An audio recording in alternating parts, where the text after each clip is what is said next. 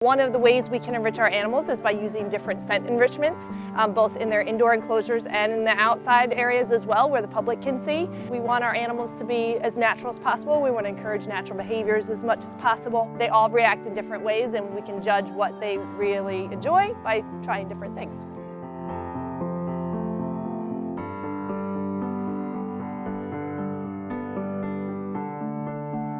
My favorite part of using scent enrichment is to encourage natural behavior of the species that we're doing it for. The clouded leopards, with their scent enrichment, we just use a little bit of chicken smell, which is part of their diet, as well as blood, which sounds gross, but that is very natural for a cat to smell blood and then look for his prey. We spread it on the logs, no actual food items, but just the scent of the delicious, meaty smells. Then the cat, when we let him out, you could see him walking around. He is sniffing the air. He is looking for that food item. He's really searching. He's really keeping him active, keeping him busy. Again, how they would be in the wild looking for their prey item. They would smell them, then they would go and search them.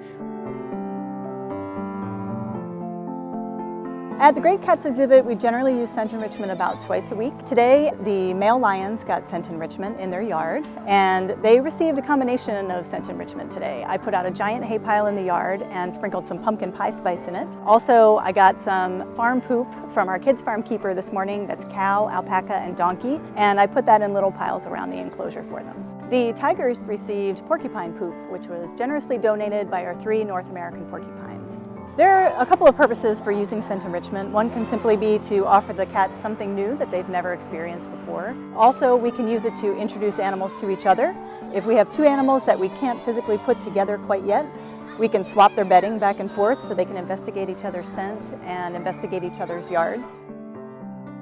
Our male and female caracal got enrichment in their yard as well. They got alpaca wool, which we got from our alpacas when they were sheared earlier this spring. And they also got a hay bed with pumpkin pie spice. Our male caracal Kabaru is particularly fond of pumpkin pie spice as well.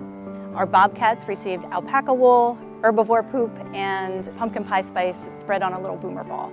Generally, the first response that you'll see from a cat when they investigate a scent is they'll either lick it or smell it, and then they'll go into what looks like a grimace, and it's actually called the phlegm response.